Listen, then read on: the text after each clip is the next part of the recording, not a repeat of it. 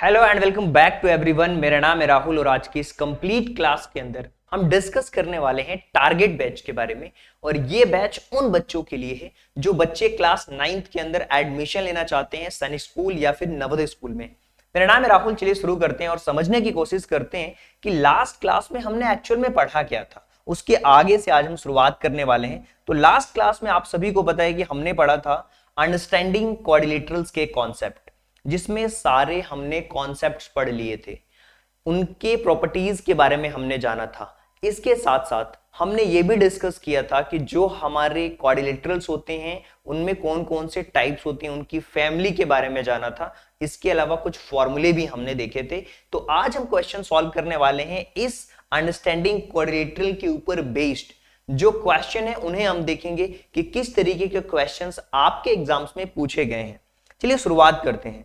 अगर आपने कॉन्सेप्ट के वीडियो लेक्चर को नहीं देखा है तो सबसे पहला काम आपका यह है कि कॉन्सेप्ट आप कंप्लीट करिए, उसके बाद क्वेश्चन पे आइए। और अगर आप मेरे साथ पढ़ते हैं, रूल सभी को याद होने चाहिए। अगर आपको हमारे साथ पढ़ना है, ये रूल आपको फॉलो करना है। वो रूल क्या क्या है? सबसे पहली चीज, जब आप वीडियो देखना स्टार्ट करते हो ना, आपके पास में नोटबुक और पेन होना चाहिए। दूसरी चीज, आप अपने खुद के नोट्स बनाओगे, सर पे डिपेंड नहीं रहोगे सर पीपीटी भेजेंगे, पीडीएफ भेजेंगे, नहीं। आपको खुद बैठना है, चीजों को नोट डाउन करते हुए नोट्स बनाना है, ताकि आप अपने नोट्स अपने छोटे भाई बहन को भी ट्रांसफर कर सको। अब एक चीज मैं आपको बताता हूं, यहां पे बड़ी ध्यान से समझना। खुद के नोट्स बनाइए, वीडियो देखते समय छोड़ करके नहीं जाना। अब आपको क्या करना है, ये सारे रूल्स फॉलो करना है और लास्ट में आपको देखना है क्या आज वीडियो देखते समय मैंने ये सारे रूल्स फॉलो किए हैं, क्या आज मैंने जो पढ़ा है उसका रिवीजन किया है, क्या क्लास के बीच में जो क्वेश्चन दिए गए थे उनको सॉल्व करके देखा मैंने, क्या मैंने डेली का होमवर्क डेली किया है। इसके अलावा वीडियो देखते समय क्या मैं कंप्लीटली फोकस था या फिर कंप्लीटली फोकस थी, ये आपको देखना है। अब फोकस का मतलब क्या होता है कि वीडियो के बीच में नोटिफिकेशन आ जाते हैं व्हाट्सएप के, फेसबुक के, सोशल मीडियाज के, आप वहां पहुंच जाते हो, आपकी क्लास गई, फिर खत्म। घर वालों को यह लग रहा है कि यार बच्चा तो मेरा पढ़ रहा है मोबाइल फोन से, और आप मोबाइल फोन का सदुपयोग करो, दुरुपयोग नहीं करना। उसका टाइम का अच्छी तरीके से यूटिलाइजेशन करना है चीजों को सीखने में। इसके अलावा जो सिलेबस लेकर दिया है, क्या मैं उसको फिल कर रहा हूं। अगली क्लास अटेंड करने से पहले पिछली क्लासेस का रिवीजन जरूर करना है। अगर आप ये करेंगे डेफिनेटली आपका सिलेक्शन होगा। और देखिए, जो आपकी नोटबुक है, बहुत सारे ऐसे बच्चे हैं जिन्होंने अपनी नोटबुक के फ्रंट पेज पे, जी हां, जहां से पेज स्टार्ट होता है सबसे पहले सिलेबस लिखा है। ये बहुत अच्छा काम है जिन बच्चों ने भी किया है, और इससे आपको आइडिया लगता है कि हमने क्या पढ़ लिया है, क्या पढ़ने वाले हैं और आज क्या पढ़ेंगे। रेशनल नंबर के कॉन्सेप्ट और क्वेश्चंस हमने पूरा देखा था, जिसके अंदर नंबर सिस्टम, एलसीएम, एचसीएफ, ये सारी चीजें हमने देखी थी। इसके अलावा linear equation in one variable के क्वेश्चंस हम कंप्लीट कर चुके हैं, कॉन्सेप्ट भी हमने सीख लिया है। अंडरस्टैंडिंग क्वाड्रिलेटरल्स के कॉन्सेप्ट हमने देखे हैं, और आज बारी है हमें समझने की अंडरस्टैंडिंग क्वाड्रिलेटरल्स रिलेटेड क्वेश्चन को आज हम समझने वाले हैं। और ये मान के चलिए कि यहां से 5 से 6 क्वेश्चंस आपके एग्जाम्स में आते हैं। अगर मान लेते हैं एवरेज 4 क्वेश्चंस का भी अगर आप एवरेज लेके चलते हो, 4 से 6 के बीच में अगर क्वेश्चन आते हैं, तो कम से कम ये जो एक्सरसाइज है वो आपका 16 to 20 मार्क्स की एक्सरसाइज है। अब तो आज हम इसके क्वेश्चन को सॉल्व करने वाले हैं, और आगे चल करके हम data handling, square and square roots, cube and cube roots, इस तरीके से पूरा हमारा सिलेबस चलने वाला है। अच्छा, ये मैं क्यों बता रहा हूं? ये इसलिए बता रहा हूं ताकि आपको पता रहे कि किस तरीके से हमारी क्लासेस चलती हैं। क्या होता है, उठ करके कोई भी वीडियो बीच में से देखना स्टार्ट कर देता है, ऐसे नहीं करना। आपको नोटबुक और पेन के साथ में बैठना है ताकि चीजें आप समझ पाओ। और हर लेक्चर को शुरू करने से पहले सिलेबस याद दिलाता हूं मैं, और मैंने बताया कि सिलेबस क्यों जरूरी है। सिलेबस आपको बताता है कि आप किस डायरेक्शन में हो, कहां तक आपने अपनी कंप्लीट कर ली और कहां आपको कंप्लीट करना है। ये सारी चीजें हमें सिलेबस से पता लगती है। तो आज हमारी बारी है मैथ्स में 3rd चैप्टर के क्वेश्चन को करने की, जिसका नाम है अंडरस्टैंडिंग क्वाड्रिलेटरल्स के क्वेश्चन को आज हम सॉल्व करेंगे। चलिए, पहला क्वेश्चन आपके स्क्रीन पे, बताइए इसका राइट आंसर क्या होगा। ये चीजें आपको बतानी है, इसका सही आंसर क्या है। देखिए, बहुत सिंपल है इस क्वेश्चन को समझना। अगर आप क्वेश्चन देख पा रहे हैं, हिंदी और इंग्लिश दोनों ही लैंग्वेजेस में दिया हुआ है, बाइलिंगुअल में दिया हुआ है। यदि ए बी सी डी, ये जो ए बी सी डी ये एक समांतर चतुर्भुज है जिसको हम कहते हैं parallelogram, then find the value of x and y. हमें एक्स और वाई की वैल्यू फाइंड आउट करनी है। एक्स और वाई का मान ज्ञात कीजिए, जहां OC, ये जो OC है ना, ये O है, OC x प्लस वाई दिया हुआ है, OC कितना दिया हुआ है, x प्लस वाई दिया हुआ है। ओके, इसके अलावा x प्लस वाई की जो वैल्यू वो 25 दी हुई है। अब OB जो है, OD जो दिया हुआ है, OD जो दिया हुआ है वो y माइनस 5, OB जो दिया हुआ है वो y माइनस 5 दिया हुआ है। OA की वैल्यू आपको दी हुई है, OA की वैल्यू कितनी दी हुई है, 25, और OD की जो वैल्यू दी हुई है वो 18 दी हुई है। आपको फाइंड आउट करना है x और y की वैल्यू। कैसे सॉल्व करोगे, चलिए इसको हम देखते हैं कि कैसे सॉल्व करेंगे इस क्वेश्चन को। पेन और कॉपी, नोटबुक या पेन, जो कुछ भी कहें, क्या आपके पास में है? अगर है तो क्वेश्चंस लिखो ना भाई, किसका इंतजार कर रहे हो? लिखो क्वेश्चन साथ में कॉपी में, करेक्ट? फिर क्वेश्चन को सॉल्व करते हैं। लिख लिया आपने? चलिए क्वेश्चन सॉल्व करते हैं। पता नहीं क्या सोचते हो कि सर बार बार रिपीट करते हैं, समझो मेरी बात। अगर ये एक पैरेललोग्राम है, समांतर चतुर्भुज है, तो ये साइड इक्वल होगी और ये साइड इस साइड के इक्वल होगी। ये हमारा सेंटर पॉइंट है। अब x प्लस वाई की वैल्यू क्या हो जाएगी, 25, यानी कि x प्लस वाई की जो वैल्यू है वो कितनी हो गई, 25 हो गई। y माइनस 5 की वैल्यू 18 हो गई, y माइनस 5 की वैल्यू क्या हो गई, 18। यहां पे ये दो इक्वेशन बन चुके हैं। ये हमारा इक्वेशन नंबर फर्स्ट है और ये हमारा इक्वेशन नंबर सेकंड है।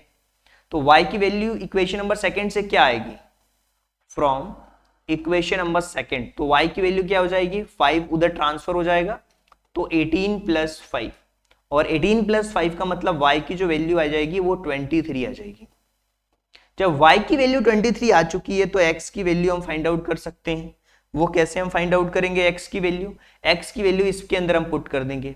तो जब हम इसमें x की वैल्यू 23 पुट करेंगे तो y की वैल्यू क्या हो जाएगी, y की वैल्यू होगी 25 माइनस 23। सो y की वैल्यू हो जाएगी, y की वैल्यू हो जाएगी 2। 25 में से 23 को माइनस करोगे 2। अब देखिए यहां पे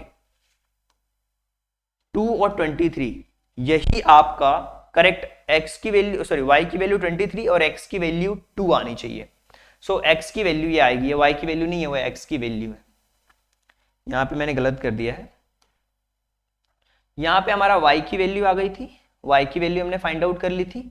अब x की वैल्यू फाइंड आउट करनी है, तो x की वैल्यू फाइंड आउट करने के लिए ये जो इक्वेशन है इसमें हमने वैल्यू को पुट करा था। ये जो इक्वेशन है, एक सेकेंड, ये आपने क्वेश्चन लिखा है, ये अपना इक्वेशन है, ये इक्वेशन है, यहां से हमने वैल्यू को पुट किया था। तो y की वैल्यू क्या हो जाएगी, 25 माइनस x। x की वैल्यू निकालना है तो 25 माइनस y, तो हमें निकालना है x की वैल्यू, y की वैल्यू तो आ चुकी है। सो x की वैल्यू क्या हो जाएगी, 25 माइनस y, और x की वैल्यू अगर फाइंड आउट करना है तो 25 माइनस y की वैल्यू क्या हो जाएगी, y की वैल्यू हो जाएगी आपकी 23, माइनस कर दोगे तो x की वैल्यू आ गई 2। तो x की वैल्यू 2 और y की वैल्यू 23, x की वैल्यू 2 और y की वैल्यू 23, ये आपका करेक्ट आंसर है। So option number B is the right answer. चलिए आगे बढ़ते हैं, इस क्वेश्चन के बारे में बात करते हैं और देखते हैं कि इसमें कौन सा स्टेटमेंट सही है। आपको यह बताना है कि इसमें से कौन सा स्टेटमेंट सही है। क्वेश्चन ध्यान से पढ़िए।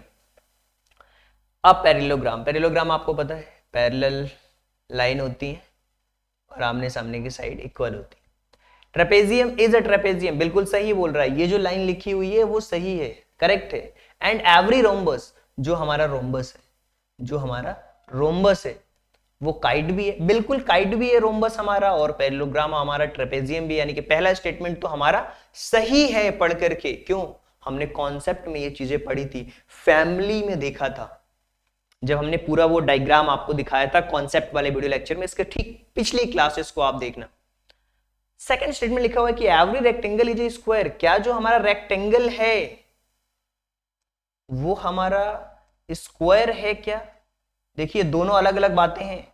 स्क्वायर में चारों साइड्स इक्वल होती है, रेक्टेंगल में आमने सामने की साइड्स इक्वल होती है, यानी कि हर एक रेक्टेंगल स्क्वायर तो नहीं हो सकता, हर एक रेक्टेंगल स्क्वायर नहीं हो सकता, यानी कि स्टेटमेंट ही गलत है। Every rectangle is square, no, हर रेक्टेंगल स्क्वायर नहीं है। But every square is not a rectangle, नहीं, हर एक स्क्वायर रेक्टेंगल हो सकता है। क्यों? क्योंकि इसके आमने सामने की साइड इक्वल है। तो जो हमारा स्टेटमेंट फर्स्ट है वो तो सही है, जो बी है वो फॉल्स है, यानी कि ऑप्शन नंबर जो बी है वो करेक्ट आंसर है। A is true and B is false. बहुत सिंपल है क्वेश्चन। आगे बढ़ते हैं, अगले क्वेश्चन के बारे में बात करते हैं। क्वेश्चन को लिखो सबसे पहले, और ये जितने भी क्वेश्चंस मैं आपको करा रहा हूं टू द पॉइंट पढ़ा रहा हूं। क्वेश्चन के पैटर्न को देखिए, किस किस टाइप के क्वेश्चंस पूछे जाते हैं आपके एग्जाम्स में। यहां पे लिखा हुआ है find the area of rhombus. पहली चीज, जैसे ही आपके दिमाग में आया find the area of rhombus, rhombus का एरिया क्या होता है? रोम्बस का एरिया बहुत सिंपल है, एरिया ऑफ रोम्बस होता है 1/2 d1 इंटू d2। ये रोम्बस का एरिया होता है। फॉर्मूला पता होना चाहिए आपको। ईच साइड इक्वल, मतलब कह रहा है कि ये जो 13 है ना, ये इक्वल है, ये भी इक्वल है, ये भी इक्वल है, ये भी इक्वल है, ये भी इक्वल है। बहुत बढ़िया, ये हमें पता चल चुका है। ये अगर 24 है यहां से लेकर के यहां तक, तो हम कह सकते हैं कि ये 12 होगा और ये भी 12 होगा। जब ये 12 है तो क्या हम इस वाली लाइन को फाइंड आउट कर सकते हैं? कैसे फाइंड आउट करोगे? अगर एक लाइन हमारी ये 12 दी हुई है, ये हमारी फाइंड आउट करनी है, और ये हमें दिया हुआ है 13, तो हम कैसे फाइंड आउट करेंगे? ये एक ट्राइंगल बन गया, मान लो ये हमारा ट्राइंगल बन गया ओ डी और सी। इस ट्राइंगल में अगर हम पाइथागोरस थ्योरम लगाएं, पाइथागोरस थ्योरम क्या कहती है पाइथागोरस थ्योरम? जिन बच्चों को नहीं पता ध्यान से समझो आप। इसको हम कहते हैं हाइपोटेनियस, जिसको हिंदी में कहा जाता है कर्ण। कर्ण का स्क्वायर इक्वल टू आधार का स्क्वायर प्लस जो बेस है उसका स्क्वायर होता है, आधार प्लस लंबाई का स्क्वायर। तो हाइपोटेनियस का स्क्वायर क्या होता है? परपेंडिकुलर का स्क्वायर प्लस बेस का स्क्वायर। तो परपेंडिकुलर आपका 12 है और हाइपोटेनियस 13 है, यानी कि 13 का जो स्क्वायर होगा वो परपेंडिकुलर यानी कि 12 का स्क्वायर। हमें निकालना क्या है? बेस का स्क्वायर निकालना है। तो हो जाएगा 169 इक्वल टू 144। 12 का स्क्वायर करेंगे 144 आएगा, प्लस बेस का स्क्वायर। तो बेस यहां से निकल करके आएगा क्या? 169 में से 144 को माइनस कर दो तो आपका बेस कितना आ जाएगा? 25। ये बेस का स्क्वायर है, यहां भी बेस का स्क्वायर है। अगर बेस फाइंड आउट करना है तो ये हो जाएगा √25, और बेस जो हमारा आएगा वो आएगा 5। ये 25 है और ये आ गया 5, यानी कि ये जो साइड है वो आ चुकी है 5। अगर ये 5 है तो ये भी 5 होगा, यानी कि ये पूरा जो डायगोनल है वो हमारा 10 आ गया। मतलब एक डायगोनल तो हमें ऑलरेडी पहले से ही दिया हुआ था, पहले से ही एक विकर्ण इसका 24 दिया हुआ था, पहले ही क्वेश्चन में 24 दिया हुआ था इसका एक विकर्ण यानी कि डायगोनल। एक डायगोनल हमें पता था, यानी कि d1 की वैल्यू हमें पता थी 24। अब d2 हमने फाइंड आउट कर ली, वो कितनी आ गई? 5 और 5 10। बस इस फॉर्मूले में हमें वैल्यू पुट कर देनी है। फॉर्मूला है 1/2 d1 यानी कि 24 और d2 यानी कि 10। 2 से ये 12 बार में कैंसिल आउट हो जाएगा। 12 में 10 का मल्टीप्लाई कर देंगे, 12 मल्टीप्लाइड बाय 10, आंसर आ गया 120 सेंटीमीटर स्क्वायर। सो ऑप्शन नंबर डी जो है वो करेक्ट ऑप्शन है। So option number D is the right answer. सबसे पहले हमने ये इसका बेस निकाला, फिर इससे हमने d2 निकाल लिया, यानी कि दूसरा डायगोनल। एक डायगोनल दिया हुआ है, दूसरा डायगोनल हमने निकाला और एरिया वाले फॉर्मूले में वैल्यू पुट कर दी, आंसर आ चुका है। ठीक है, जब आपको प्रॉपर्टीज पता होंगी, आपको फॉर्मूले पता होंगे, आपको एरिया ऑफ रोम्बस पता होगा, आपको काइट की प्रॉपर्टीज पता होगी, आपको area of rectangle, area of square, perimeter of square, perimeter of rectangle, ये सारी चीजें पता रहेगी, क्वाड्रिलेटरल से रिलेटेड जितने भी फॉर्मूले हैं, आप क्वेश्चंस को बहुत आसानी से कर पाओगे। और पता है आपको पढ़ने के अलावा और कौन सा काम है, बताइए ना मुझे। और वो भी आप अच्छे से नहीं कर रहे हो यार। बहुत सारे लोग है ना वो करते हैं, क्या बोलते हैं यार सर कर लेंगे, हाँ सर हो जाएगा, ऐसा वैसा नहीं सोचना है हमें और ना ही वैसा करना है। बहुत सिंपल लाइफ है और इस लाइफ को बहुत अच्छा बनाना है। अगर आपको आपको पढ़ना पड़ेगा यार। देखिए सिलेक्शन होगा, सैनिक स्कूल में आप चले जाओगे, वहां का एटमॉस्फेयर बिल्कुल डिफरेंट होता है। वहां से आप अच्छी तरीके से पढ़ाई करके आईआईटी एनआईटीज में जा सकते हो, आपका फ्यूचर सिक्योर हो जाएगा। क्योंकि जितना पहले आप कॉम्पिटिटिव फाइंड करोगे उतना आसान होता है। आगे चल के ये चीजें गड़बड़ हो जाती है कि लोग कहते हैं गवर्नमेंट हमें चांस नहीं देती। गवर्नमेंट आपको चांस देती है, आपको पता नहीं होता है। गवर्नमेंट पहले आपको 6th क्लास में चांस देती है एडमिशन लेने के लिए, जिसमें कि नवोदय हो गए, सैनिक स्कूल हो गए, और भी एग्जाम्स होते हैं, आरएमएस वगैरह, अलग अलग कॉन्सेप्ट चलते हैं, स्टेट वाइज भी चलता है, नेत्रहाट का चलता है, एमपी में भी अलग कॉन्सेप्ट चलते हैं, श्रमोदय का चलता है। तो वहां पे थोड़ा फाइट हमारा आसान रहता है। फिर हम आगे आते हैं 9th क्लास, ये दूसरी स्टेप हमें मौका मिलती है। फिर 10th 12th के बाद आपको पता है आप एनडीए में जा सकते हो। तो गवर्नमेंट हर जगह मौका देती है। 12वीं पास कर लेते हो आप तो ये सीएचएसएल के लिए, एसएससी वगैरह के लिए आप अप्लाई कर सकते हो एसएससी में। ग्रेजुएशन जैसे आप कंप्लीट करते हो बैंकिंग के लिए अप्लाई कर सकते हो। इसके अलावा ग्रेजुएशन करने के बाद यूपीएससी के लिए जा सकते हो। तो सारी चीजें जो यहां से स्टार्ट होंगी, जब आपका बेस स्ट्रांग होगा तो बहुत आसान होगी चीजें। अब हर स्टेप में आपको आगे बढ़ना है। अगर यहां भी आप तैयारी शुरू करते हो या यहां भी अपनी प्रिपरेशन शुरू करते हो, ये सारी चीजें आपको पढ़नी पड़ेगी।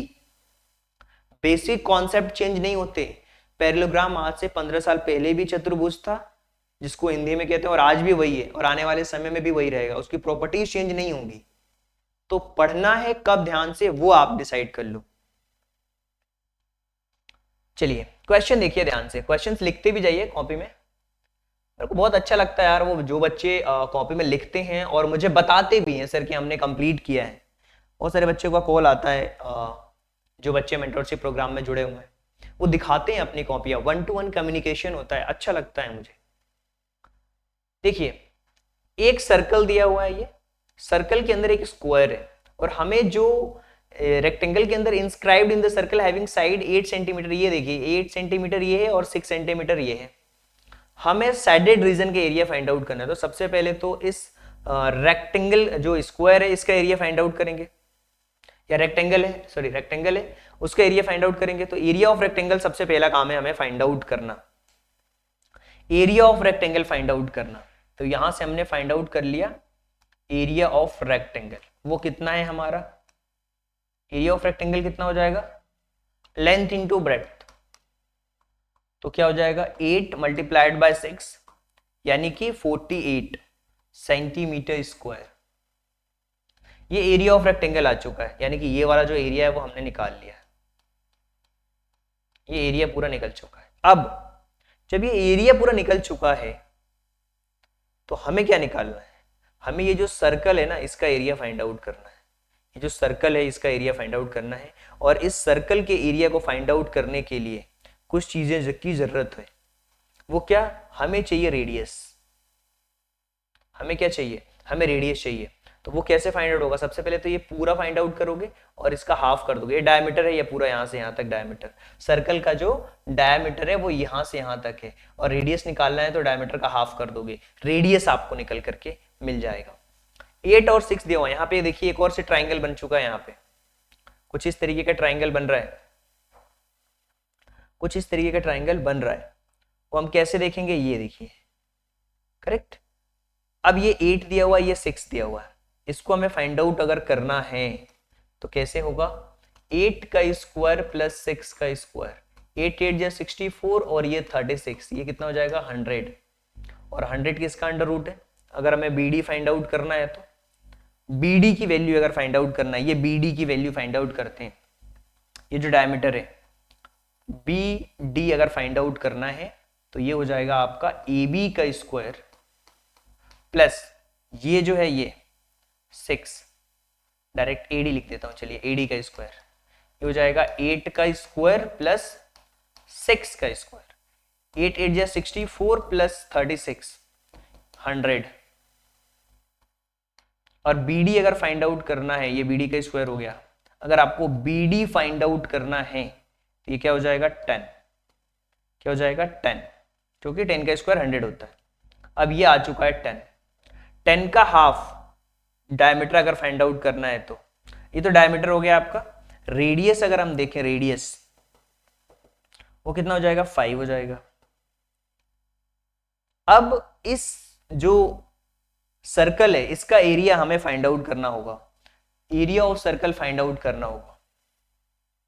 Area of circle find out कर लेते हैं कि क्या होगा, देखो ध्यान से, area of circle find out कर लेते हैं। Area of circle, area of circle क्या होता है, पाई आर स्क्वायर। पाई की वैल्यू होती है 22/7, रेडियस हमारे पास 5 है, 5 × 5 22, ये हो जाएगा 25/7, 25/7, करेक्ट। अब देखिए ध्यान से समझिएगा इस चीज को, इसका पूरा एरिया हमने निकाला, ये आया। अब इसको हम मल्टीप्लाई करते हैं, मल्टीप्लाई करने के बाद 7 से डिवाइड करो, इन दोनों को मल्टीप्लाई करो और 7 से डिवाइड करो, बताओ क्या आंसर आ रहा है मुझे। इन दोनों का मल्टीप्लीकेशन और 7 से डिवाइड करके मुझे बताओ कि इसका आंसर क्या आ रहा हो। इन दोनों का मल्टीप्लाई करो, 22 का मल्टीप्लाई आपको करना है, 22 का मल्टीप्लाई करो 25 में, 22 मल्टीप्लाइड बाय 25 क्या हो जाएगा, ये 550 होगा, और 550 में 7 का डिवाइड कर दो, 550 को 7 से डिवाइड कर दो, ये हो जाएगा 550 डिवाइडेड बाय 7, ये आ जाएगा लगभग 7 7 जा 49, करेक्ट, और 8 78.5 समथिंग आ जाएगा, 78.5 लिख देता हूं, समथिंग आएगा 78.5। ये आ गया इसका सर्कल का एरिया। इसमें से हमें माइनस करना है 48 को, तो 78.5 माइनस 48.0, तो ये 0 से 0 हो जाए, 5 में से 0 जाएंगे तो 5 बचेगा, 0, और ये 30.5 सेंटीमीटर स्क्वायर।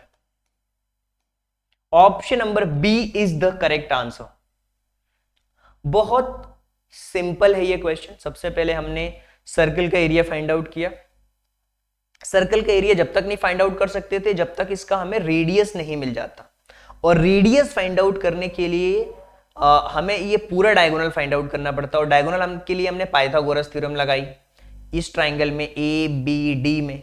तो बी डी का जो स्क्वायर है वो क्या आता है, ए बी का स्क्वायर प्लस ए डी का स्क्वायर। जब हमें ये डायगोनल मिला, यही हमारा क्या हो गया, ये जो डायगोनल मिला इसका ट्राइंगल का जो हाइपोटेनियस है वो इसका मिल चुका है डायमीटर, और डायमीटर का जो हाफ होता है वो होता है रेडियस। तो रेडियस आपका क्या आ गया 5, 10 का हाफ कर दिया हमने, रेडियस 5 आ गया। अब पाई आर स्क्वायर में हमने 5 पुट कर दिया यहां पे, तो इसका जो आंसर आया, एरिया जो आया सर्कल का 78.5 आ गया। और जब जो हमने स्क्वायर जो हमारा जो रेक्टेंगल बना हुआ था, रेक्टेंगल का जो हमारा एरिया था वो हमारा आया था 48, तो 78.5 में से 48 को माइनस कर दिया, 30.5 आ चुका है। ये है हमारा क्वेश्चन। चलिए इस क्वेश्चन को देखते हैं। अरे चलिए, बहुत आसान क्वेश्चन है। प्रॉपर्टीज अगर पता है लाइन एंड एंगल की, पैरेललोग्राम की, तो आप आसानी से सॉल्व कर सकते हो। देखिए अगर ये एंगल 100 है, ये एंगल अगर हमारा क्या है 100 है, 110 है, तो ये भी हमारा क्या हो जाएगा 110, ये भी हमारा 110 होगा। अब ये एंगल और ये लीनियर इक्वेशन पे इसको अगर मैं x मान लेता हूं तो इसको मैं लिख सकता हूं 110 plus x equal to 180। So x की वैल्यू क्या हो जाएगी 180 माइनस 110, यानी कि x की वैल्यू क्या हो जाएगी 70। लीनियर इक्वेशन पे 180 डिग्री का एंगल बनता है, तो हमारा जो आंसर होगा वो क्या हो जाएगा 70।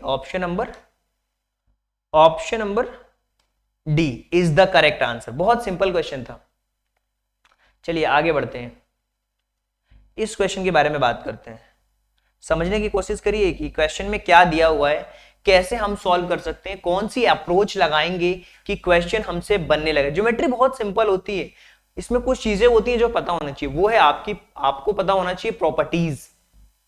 प्रॉपर्टीज, फॉर्मूले, ये अगर आपको पता है तो इनके क्वेश्चन आपके लिए बहुत आसान हो जाते हैं। चलिए इस क्वेश्चन को देखिए, ध्यान से समझने की कोशिश करिए कि क्वेश्चन में क्या लिखा हुआ है।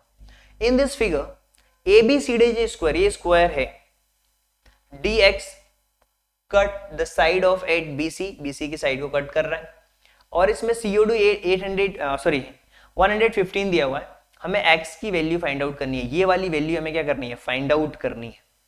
अब देखो ध्यान से, जो मैं बोल रहा हूं उस पर ध्यान, यहां पे ये 90 डिग्री का एंगल है, 90 डिग्री का एंगल बन रहा है, आपको पता है ना, स्क्वायर के कॉर्नर पे 90 डिग्री का एंगल बनता है। तो ये 90 है तो ये 45 होगा और ये भी 45 होगा, ये 45 होगा।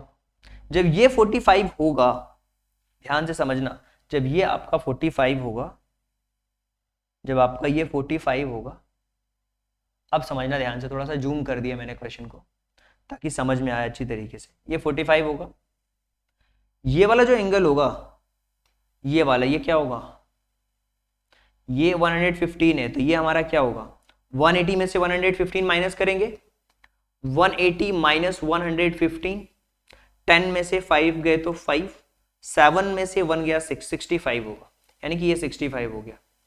यानी कि एक ट्राइंगल में, एक ट्राइंगल का जो एंगल सम होता है वो कुछ इस तरीके का आ गया,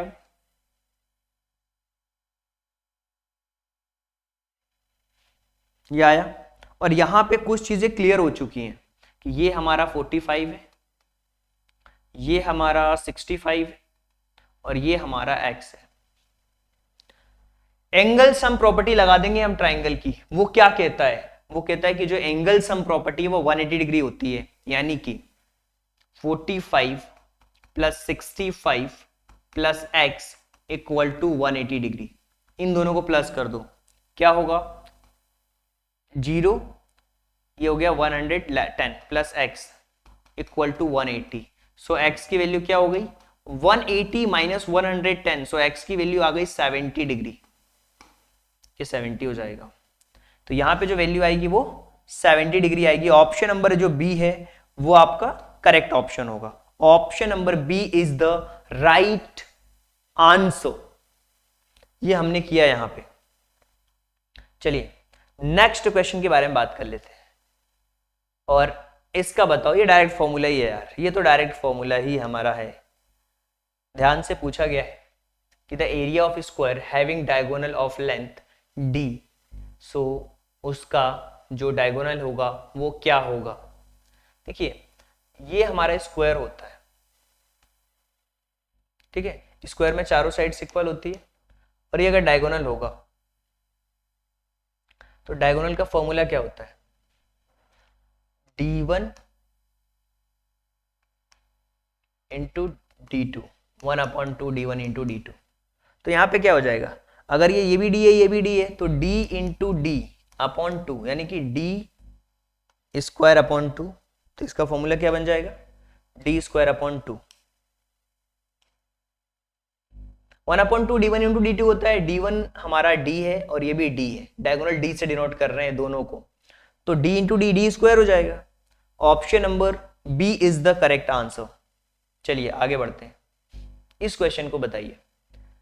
find the area of rhombus having a perimeter 80 centimetre and one of diagonals 24। अब देखिए हमें है ना पेरीमीटर दिया हुआ है, रोम्बस का पेरीमीटर दिया हुआ है, रोम्बस का पेरीमीटर आपको दिया हुआ है, और एक डायगोनल आपको दिया हुआ है, एक डायगोनल आपको दिया हुआ है, दूसरा डायगोनल आपको नहीं पता। पहले तो अगर दोनों डायगोनल पता है तो 1/2 इंटू d1 इंटू d2 कर लो, कोई दिक्कत ही नहीं है। लेकिन हमें डायगोनल्स नहीं पता, तो डायगोनल हमें सबसे पहले फाइंड आउट करना पड़ेगा, और इसका जो पेरीमीटर दिया हुआ, जो 80 दिया हुआ है पेरीमीटर, इसको हमें देखना पड़ेगा कि क्या होगा इसका, करेक्ट। तो अगर हम इसको सॉल्व करेंगे, अगर इसको हम सॉल्व करते हैं तो हमें देखना पड़ेगा कि इसका करेक्ट आंसर क्या होगा। सबसे पहले तो हम डायगोनल फाइंड आउट करते हैं इसके पेरीमीटर के बेसिस पे, ताकि हम समझ पाएंगे कि क्या है इस क्वेश्चन में। तो पेरीमीटर दिया हुआ है इसमें, तो जब इसका पेरीमीटर हमें दिया हुआ है तो इस क्वेश्चन को हम आसानी से सॉल्व कर सकते हैं। चलिए क्वेश्चन को अगर आप ध्यान से देखोगे तो सबसे पहले हम पैरामीटर इसका दिया हुआ है, वहां से हम साइड को फाइंड आउट करेंगे, साइड ऑफ लेंथ को फाइंड आउट करेंगे, यानी कि इसको फाइंड आउट करेंगे। तो जो इसका पैरामीटर होता है, पैरामीटर ऑफ रोम्बस, चारों साइड इक्वल होती है, तो हम 4a कर सकते हैं इक्वल टू 80। सो a की वैल्यू क्या हो जाएगी 80 अपॉन 4, 4 2 8, a की वैल्यू आ गई है 20, यानी कि हमें साइड मिल चुकी है, हमें साइड जो है वो मिल चुकी है, यानी कि एक साइड है 20। क्लियर है? और ये पूरा डायगोनल हमें पता है कितना है, डायगोनल हमें दिया हुआ है इसका कितना 24। कोई सा भी, जैसे मान लो ये डायगोनल 24 है, अगर पूरा ये डायगोनल पूरा 24 है तो ये वाला 12 होगा। तो हमें सबसे पहले तो पाइथागोरस थ्योरम से ये बेस फाइंड आउट करना होगा, इसका ये बेस फाइंड आउट करना होगा। वो कैसे फाइंड आउट होगा, इस वाले ट्राइंगल को लेने से फाइंड आउट होगा, ये वाला जो ट्राइंगल है ना इसको लेने से फाइंड आउट होगा। तो ये जो होता है पाइथागोरस थ्योरम यहां पे हम लगाएंगे। पाइथागोरस थ्योरम लगा सकते हैं, बिल्कुल लगा सकते हैं।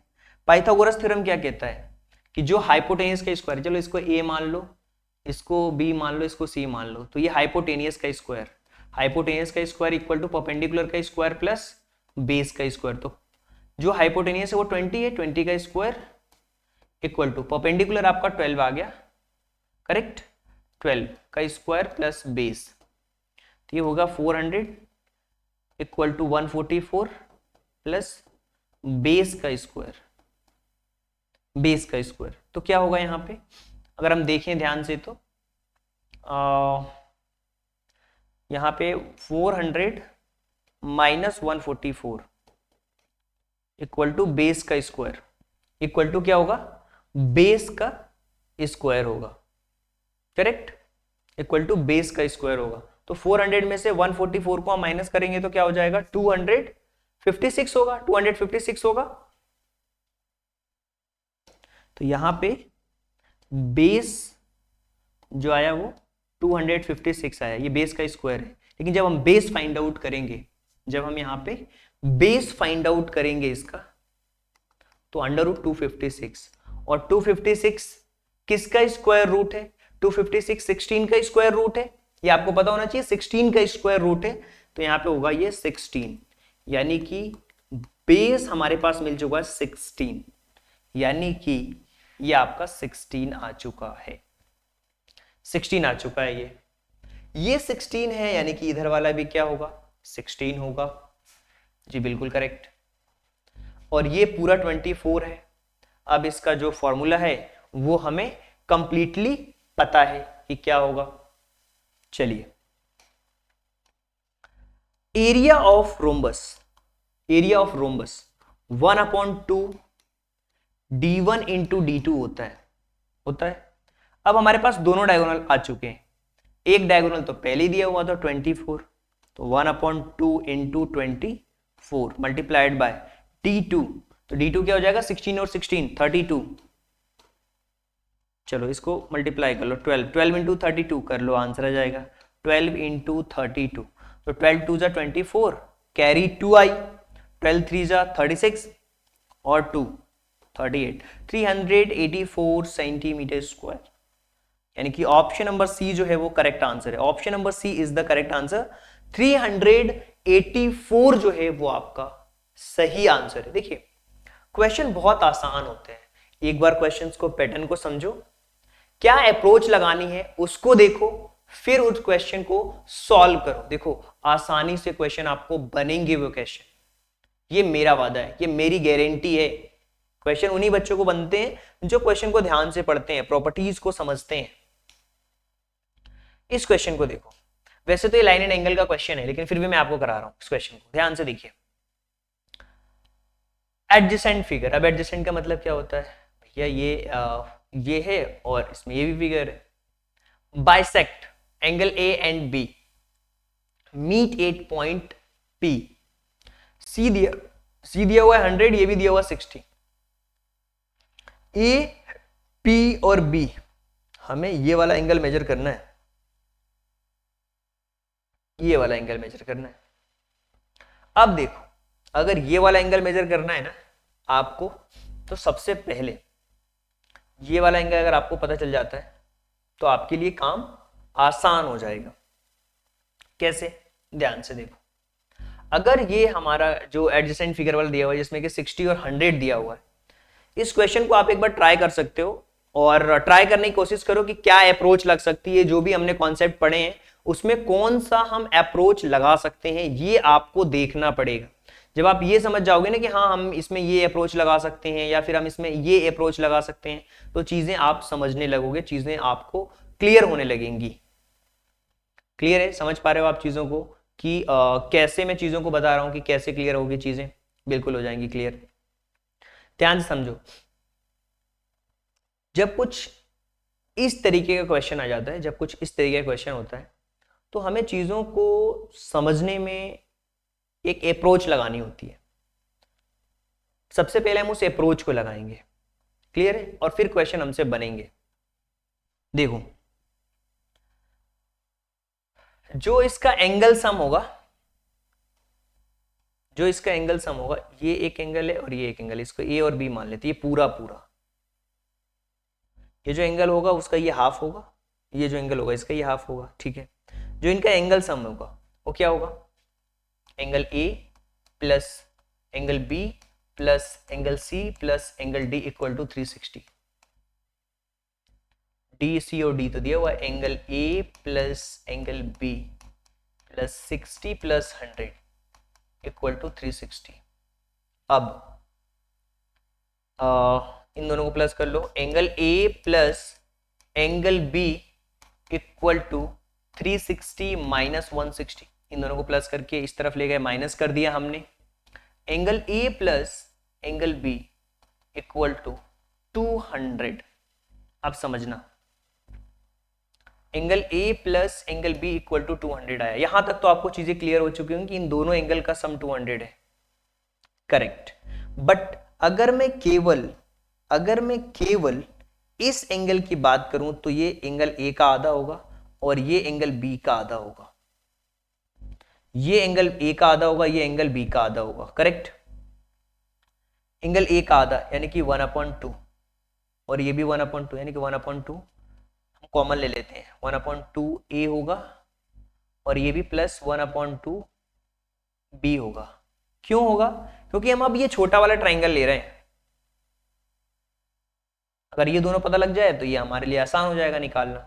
1/2 इक्वल टू 200 कर लेते हैं, तो ये हो जाएगा 1/2 और a plus B equal to 200। जब 2 को उधर ले जाएंगे तो 400 हो जाएगा। वो क्या हो जाएगा? 400 हो जाएगा। चलिए, ये यहां तक तो चीजें आपको समझ आ रही हैं कि हाँ ठीक है सर, यहां तक हम समझ पा रहे हैं। तो यहां पे अगर हम इसको डिवाइड कर देते हैं इस एंगल को, तो a प्लस बी 100 हो जाएगा ना। जो a प्लस बी है वो 100 हो जाएगा। इसका हाफ है तो इसको हाफ कर दो, 2 का डिवाइड कर दो तो ये 100 हो जाएगा। इन दोनों एंगल का जो सम है अंदर वाले का वो 100 होगा, तो इसका क्या हो जाएगा? अब अंदर वाले इन ट्राइंगल ए बी और पी में, अंदर वाले के लिए ए और B, angle A plus angle B plus angle C equal to 180। क्यों? ट्राइंगल का जो एंगल सम होता है वो 180 होता है। ए और बी का हमें पता है कि 100 है, तो एंगल सी का हम फाइंड आउट कर सकते, एंगल पी का हम फाइंड आउट कर सकते हैं। ये एंगल पी है, एंगल पी का क्या हो जाएगा? तो एंगल पी की वैल्यू अगर फाइंड आउट करनी है तो 180 माइनस 100 यानी कि 80 डिग्री आ जाएगी। तो ऑप्शन नंबर जो डी है वो करेक्ट ऑप्शन होगा। Option number D is the right answer. सबसे पहले हमने ये जो हमारे पास में एडजेसेंट फिगर दी हुई था, इसमें ये इसको डिवाइड कर रहा था, यानी ये एंगल को हाफ बना रहा था। एंगल ए का हाफ किया, एंगल बी का भी हमने हाफ कर दिया। और ये 200 कैसे आया? इन सबको सम करने के बाद angle A plus angle B 200 आया। तो ये अगर हाफ कर देंगे तो ये 200 का हाफ कर दो, 110 आ गया, 110 आएगा यहाँ पे, करेक्ट। सॉरी 100 आएगा, 110 नहीं 100। तो एंगल ए और बी 100 आ गया है, तो एंगल पी अगर फाइंड आउट करना है तो 180 में से 100 को माइनस कर दिया, 80 आ गया। सो ऑप्शन नंबर जो डी है वो करेक्ट ऑप्शन है। चलिए इस क्वेश्चन को देखिए और बताइए कि कैसे हम अपनी अप्रोच को लगा सकते हैं और क्वेश्चन को सॉल्व कर सकते हैं। बहुत आसान है ये भी क्वेश्चन, अगर देखा जाए तो हमसे पूछा है y की वैल्यू, ये वाली वैल्यू हमसे पूछी जा रही है। करेक्ट। अगर ये 60 है तो ये भी हमारा क्या हो जाएगा, 60 होगा। अल्टरनेट एंगल यहां से देखो, ये 60 है तो ये भी हमारा 60 होगा। अब हमें अगर ये 60 है तो यहां पे 180 डिग्री का एंगल बनेगा, इन दोनों के सम से 180 डिग्री का एंगल बनेगा यहां पे। तो 180 माइनस 60 यानी कि 120, ये 120 आ गया आपका। ये क्या आ गया, 120 आ गया इधर वाला एंगल। 180 में से सॉरी इसको माइनस कर दिया हमने 120 को। अब ये जो एंगल सम है ये गड़बड़ हो गया यहाँ पे, ये 60 है तो ये भी 60 होगा। करेक्ट। ओके, ये वाला जो एंगल होगा वो ये वाला एंगल इस एंगल के बराबर होगा क्या? ये दोनों साइड इक्वल है ना। ये जो एंगल दिया हुआ है, ये जो क्वेश्चन दिया हुआ है ना, ये 25 दिया हुआ है। Correct. 180 minus, okay angle P पूरा है क्या? 130 प्लस 25 करेंगे तो कितना हो जाएगा? 60 है।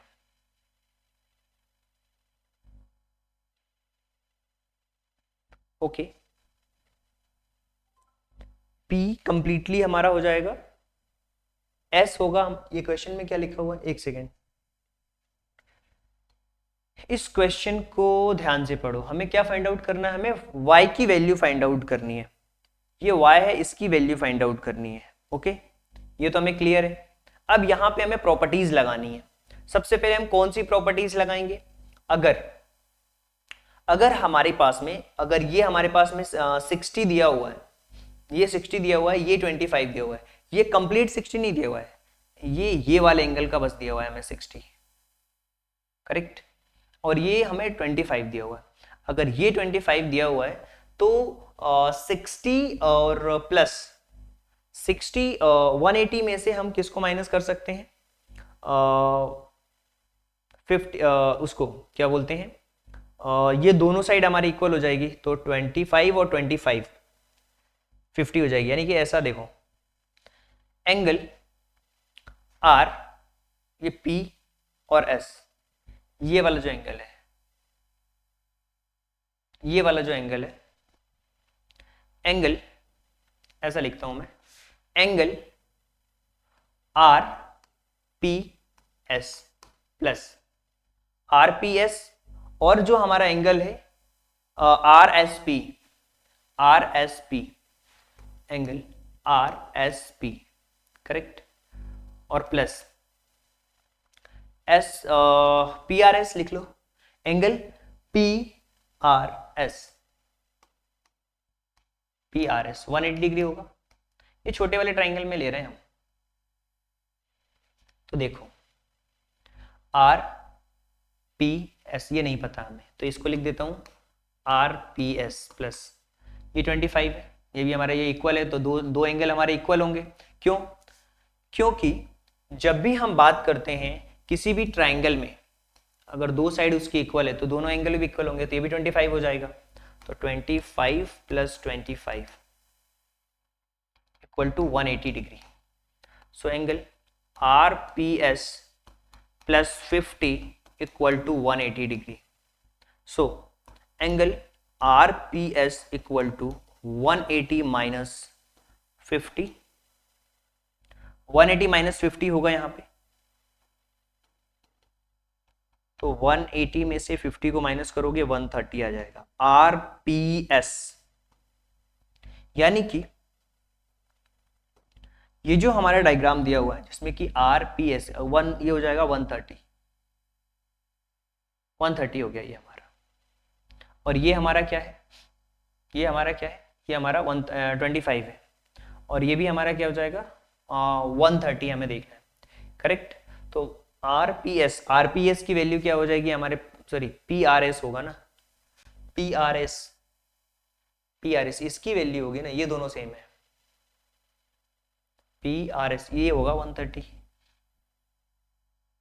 ये होगा 130। ओके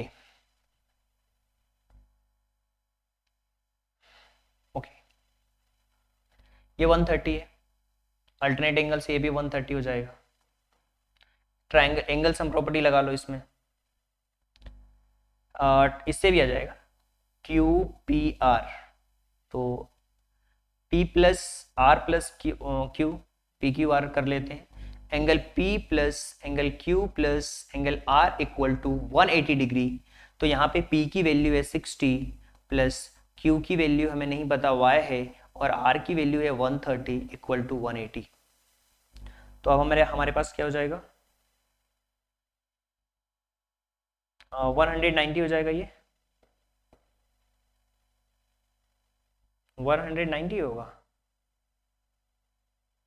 60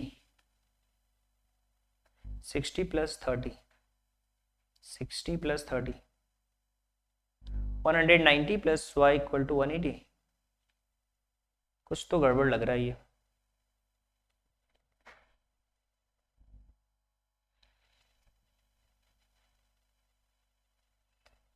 वन 190 होगा, 190 कैसे हो जाएगा, एंगल R की वैल्यू है 130, नहीं यार ये 130 कैसे हो जाएगा, 130 थोड़ी होगा। RPS 130 है तो ये थोड़ी होगा, RPS जेड थोड़ी बन रहा है, यहाँ पे पहले लाइन थोड़ी है, वही बन जाएगा ये पूरा थोड़ी गलत है।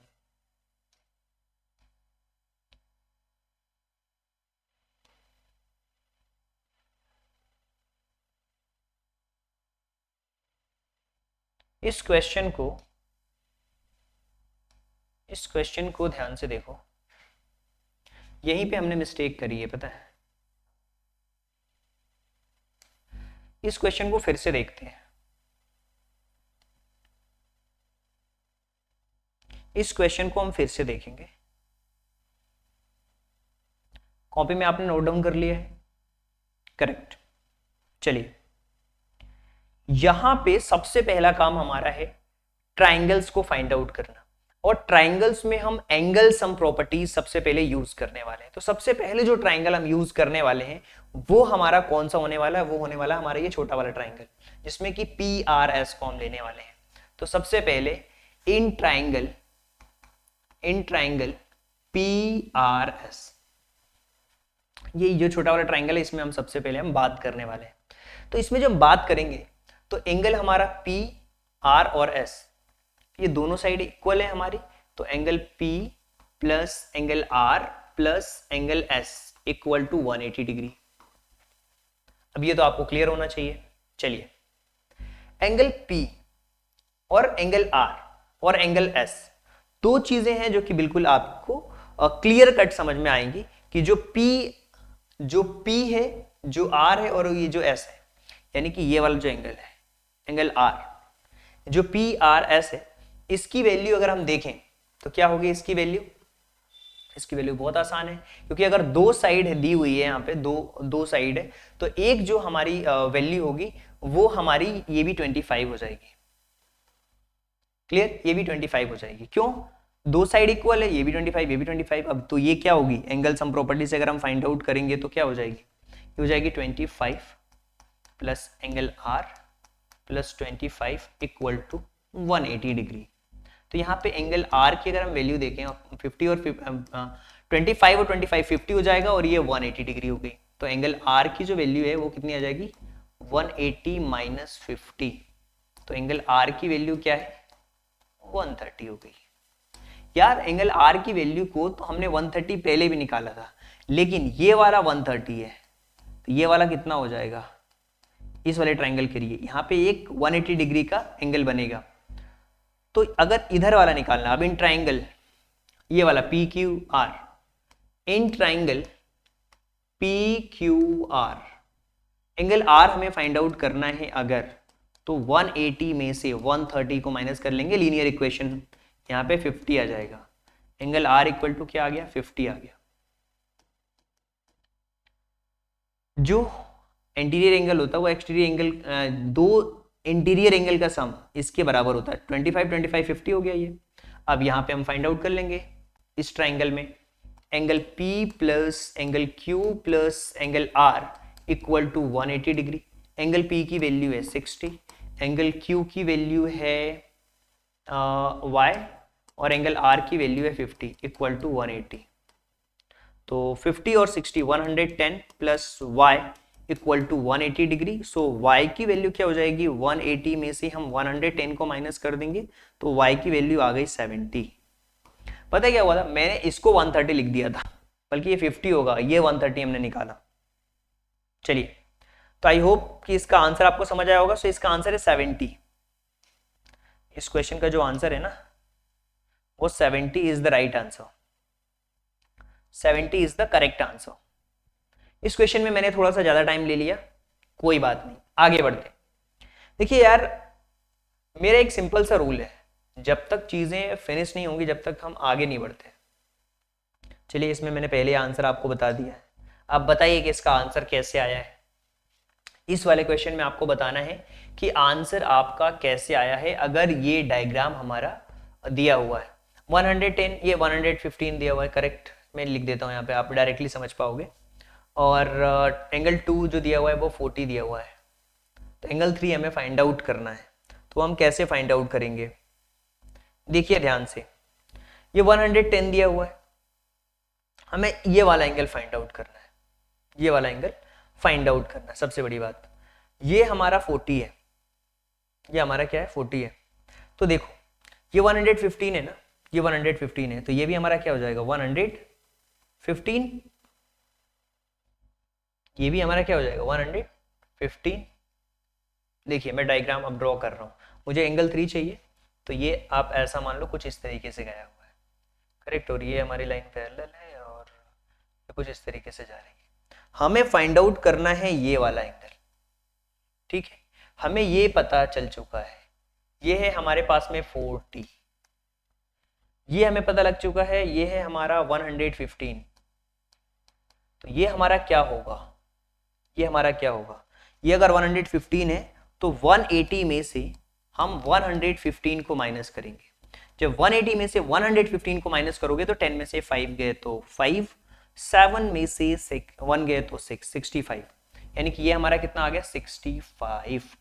तो ये वाला एंगल हमारा आ सकता है आसानी से, बिल्कुल आ सकता है आसानी से। एंगल सम प्रॉपर्टीज लगा दो, 40, 65 और ये ऐसा भी कर सकते हो, 40 प्लस 65 प्लस कर दो, दो इंटीरियर एंगल एक्सटीरियर एंगल के बराबर होते हैं। तो 40 प्लस 65 ये बराबर होंगे किसके, ये एंगल थर्ड के।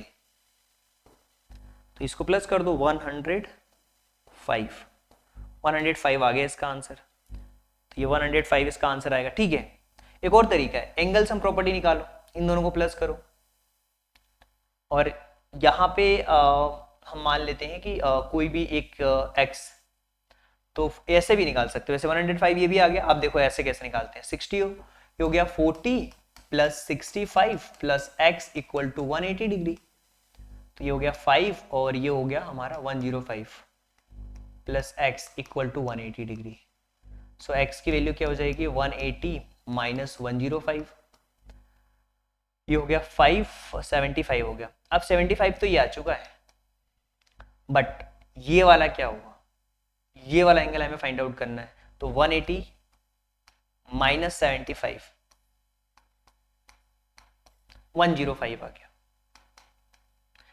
एंगल सम प्रॉपर्टीज में निकाल दिया, और इंटीरियर एंगल का जो सम होता है वो एक्सटीरियर एंगल के बराबर होता है। तो 105 ऐसे भी आ गया। तो अप्रोच आपकी डिसाइड करेगी कि आप किस तरीके से क्वेश्चन सॉल्व करना चाहते हो। तो ये हमारा क्वेश्चन नंबर 11 था, जिसका करेक्ट आंसर था 105, यानी कि option number C is the right answer. चलिए इस क्वेश्चन को करते हैं, इसमें भी आंसर मैंने पहले आपको बता दिया है, तो आप चाहे तो इस क्वेश्चन को ट्राई कर सकते हो कि इसका करेक्ट आंसर क्या होगा। आप ट्राई कर सकते हो इसका कि करेक्ट आंसर क्या होने वाला है इस क्वेश्चन में, राइट। चलिए इस क्वेश्चन का जो करेक्ट आंसर है वो आप ट्राई कर सकते हो कि इसका करेक्ट आंसर क्या होने वाला है। एक दो क्वेश्चंस और करेंगे, आपको बोर बिल्कुल भी नहीं होना है कि यार ये क्वेश्चन बन नहीं रहा है मेरे से, ऐसा नहीं हो रहा है, वैसा नहीं हो रहा है, ये बिल्कुल भी आपको नहीं करना है। इस क्वेश्चन को आपको सॉल्व करना। चलिए बताइए इस क्वेश्चन का राइट आंसर क्या होगा, ये आपको बताना है। इस क्वेश्चन का सही आंसर क्या होगा ये आपको बताना है।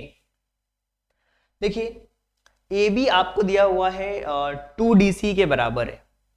ए बी जो है वो 2DC के बराबर है, ठीक है। ए बी पैरेलल है DC के। कुछ चीजें आपको क्लियर कट पता है इस क्वेश्चन में कि जो हमारा ए बी है वो DC के पैरेलल है, ये आपको दिया हुआ है। ए बी 2DC है, ए बी जो है वो 2DC है, ए बी जो है वो 2DC, correct. A B C D का जो एरिया है, ए बी सी डी, इसका एरिया आपको पता है वो कितना है 144। एरिया आपको दिया हुआ है 144 ए बी सी डी का। Then length of A B is, तो हमें ए बी की लंबाई पता करना, मतलब हमें ए बी क्या करना है, पता करना है। तो चलिए सबसे पहला काम हमारा क्या होगा, हम ये मान लेते हैं कि ए बी और ये जो DC है, ए बी और DC, इसको ए बी को मैं मान लेता हूं x, और DC जो है DC जो है वो अगर x होगी तो ये चलो y मान लेता हूं, इसको 2 वेरिएबल से सॉल्व कर लेंगे, कोई दिक्कत नहीं। इसको मैं y मान लेता हूं, तो जो हमारी x की वैल्यू क्या हो जाएगी, x की वैल्यू क्या हो गई, अगर मैंने इसको x मान लिया इसको y, तो x की वैल्यू क्या हो जाएगी मेरी 2y। क्यों, क्योंकि DC को मैंने y माना है, तो x की वैल्यू 2y होगी। मतलब अगर y आपको पता लग जाता है तो आप x को फाइंड आउट कर सकते हो उसका डबल करके, क्योंकि 2y है, करेक्ट। चलिए सबसे पहला काम हमारा है area of trapezium. Area of trapezium क्या होता है, sum of parallel side into altitude, sum of parallel side into altitude. Area of trapezium क्या होता है 1/2 sum of parallel side x और y का सम इनटू एल्टीट्यूड यानी कि DE, और DE की वैल्यू कितनी दी हुई है हमें 12। डायरेक्ट मैंने फॉर्मूले में रखा है, क्या होता है 1/2 a plus B into H, ये ट्रेपेजियम का एरिया निकालने का फॉर्मूला होता है। ये आपको क्लियर होना चाहिए, यही वाले फॉर्मूले में मैंने वैल्यू पुट करी है, ये आपको समझ आना चाहिए। तो ये हो जाएगा, इसको कैंसिल आउट कर देंगे, तो ये हो जाएगा 6x प्लस 6y। ये कुछ इस तरीके की इक्वेशन आपके सामने आ रही है। अब देखिए सम ऑफ पैरेलल साइड ये हमें दिया हुआ है, सम ऑफ पैरेलल साइड हमें कितनी दी हुई है, इनकी पैरेलल साइड का जो सम है वो कितना दिया हुआ है 144 दिया हुआ है। So x plus y equal to 144/6, 6 का डिवाइड कर दो तो x प्लस वाई निकल के आ जाएगा, क्योंकि यहां से मैंने 6 को कॉमन ले लिया है, और यहां से अगर x प्लस, एक सेकेंड ज्यादा डायरेक्ट करूंगा ना तो आपको प्रॉब्लम हो जाएगी। ये हमने निकाला है, करेक्ट। इसका जो एरिया है वो हमें दिया हुआ है, तो यहाँ पे 6 को कॉमन ले लेंगे तो ये हो जाएगा x plus y equal to 6। अब इसका जो एरिया है वो हमें दिया हुआ है, ABCD का एरिया हमें दिया हुआ है, कितना दिया हुआ है 144 दिया हुआ है, तो 144 हम पुट कर देंगे तो ये हो जाएगा 144 इक्वल टू 6 और x प्लस वाई, करेक्ट। अब यहाँ पे जो y की वैल्यू मैंने फाइंड आउट, x की वैल्यू 2y मैंने रखी थी, तो x की वैल्यू 2y अब मैं रखने जा रहा हूँ यहाँ पे, तो ये हो जाएगा x की वैल्यू 2y रख लेते हैं, तो ये हो जाएगा 144, ये 6 को नीचे लाते हैं तो 6 इक्वल टू, ये जो x की वैल्यू है वो 2y है, तो यहाँ पे रख लेता हूँ 2y प्लस y। तो 144 में 6 को डिवाइड करोगे, 6 2 जा 12 और 6 4 जा 24, ये 2y और y हो जाएगा 3y। सो y की वैल्यू क्या हो जाएगी 24/3 हो जाएगा 8। y की वैल्यू क्या आ चुकी है y की वैल्यू आ चुकी है 8, तो हमें फाइंड आउट करनी है, किसकी वैल्यू फाइंड आउट करनी है, ए बी की। तो इसका डबल हो जाएगा, तो ए बी इक्वल टू क्या हो जाएगा, 2 इंटू 8। यहाँ पे y की वैल्यू पुट कर दी हमने, तो ए बी की वैल्यू क्या आ गई, 16। So A B equal to 16 is the correct answer. तो 16 इसका सही आंसर होगा।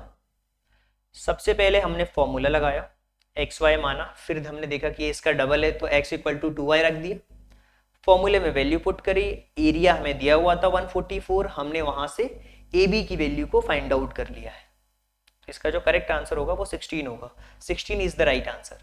16 is the right answer. Bore होने लगे हो आप लोग, ऐसा लग रहा है। देखिए, किसी काम को स्टार्ट करना बहुत आसान होता है, उसको फिनिश करना उतना ही टफ काम है, और जो टफ काम है ना वो हमें करना है, क्योंकि जो हमारा मोटिवेशन का लेवल है ना हर दिन एक जैसा नहीं रहने वाला, और आपको अपने मोटिवेशन के लेवल को एक जैसा बनाना है। चलिए इस क्वेश्चन को सॉल्व करिए, तो आपको पता लगेगा कि इस क्वेश्चन को कैसे सॉल्व करना है। देखिए, जिसमें 5 साइड होती है उसको हम पेंटागन कहते हैं। 1 2, ये हो गई 3, हो गया 4, और ये हो गया 5। अब पता है इंटरेस्टिंग फैक्ट क्या है इस क्वेश्चन में। इस क्वेश्चन, ये हमारा लास्ट क्वेश्चन होगा। खुश, अब तो खुश हो जाओगे कि एक्स्ट्रा क्वेश्चन करना चाहते हो। चलिए देखते हैं, करते हैं, पहले ये क्वेश्चन तो करते हैं। अभी ये हमारा 40 दिया हुआ है, कोई मुझे बताएगा कि पेंटागन का एंगल सम कितना होता है। एंगल सम निकालने का बहुत सिंपल सा फॉर्मूला होता है, n-2 into 180। Number of side जितनी भी है उसमें से 2 को माइनस कर दो। नंबर ऑफ साइड 5 है, तो 5 माइनस 2, 8 लिख दिया मैंने। 5 माइनस 2 क्या हो गया यहाँ पे, 5 माइनस 2 इंटू 180, तो यहाँ पे 3 इंटू 180 यानी कि 540। तो इसका जो एंगल सम हो जाएगा वो 540 होगा। ये तो क्लियर है सभी को। चलिए, ये जो आपको दिया हुआ है ना, ये जो आपको दिया हुआ है 60, तो ये वाला एंगल आपका कितना हो जाएगा, 180 में से 60 को माइनस कर दो। 180 में से अगर आप 60 को माइनस करोगे तो 120 होगा, यानी कि ये तो आपका 120 होगा।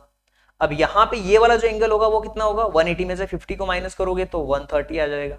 यानी कि आपकी जो इक्वेशन है वो कुछ इस तरीके से बन गई, ये आपकी आ गई 120 और ये आपका आ चुका है 130, ये x और ये भी x।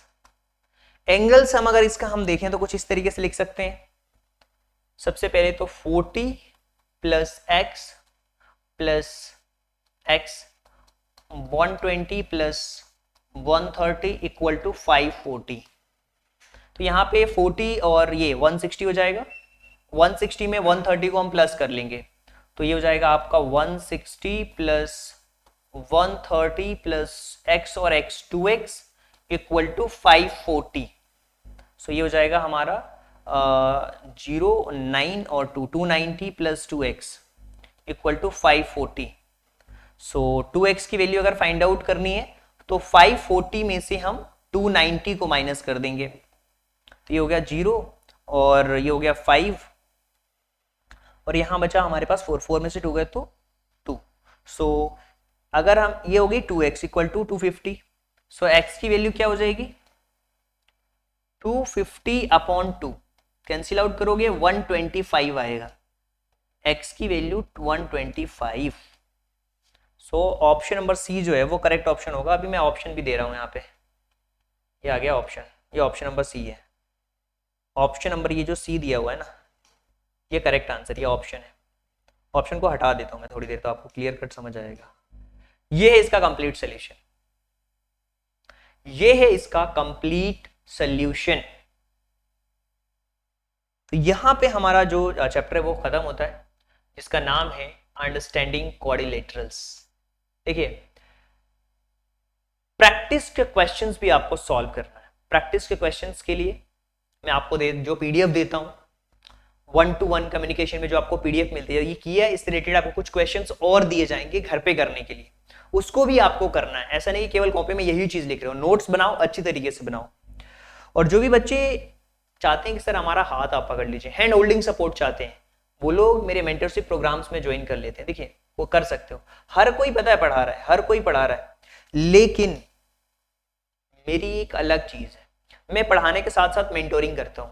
उसमें क्या होता है आपको पता होता है, जैसे मान लीजिए कि रेशनल नंबर हमने पढ़ा दिया, लीनियर इक्वेशन पढ़ा दिया और अंडरस्टैंडिंग कोलेटरल्स पढ़ा दिया, इसके क्वेश्चन भी हो चुके हैं। सबसे पहले हम कॉन्सेप्ट करते हैं, फिर क्वेश्चन करते हैं, पहले कॉन्सेप्ट फिर क्वेश्चन, कॉन्सेप्ट फिर क्वेश्चन, और साथ में हम होमवर्क करते हैं और प्रैक्टिस के लिए क्वेश्चन कराता हूं।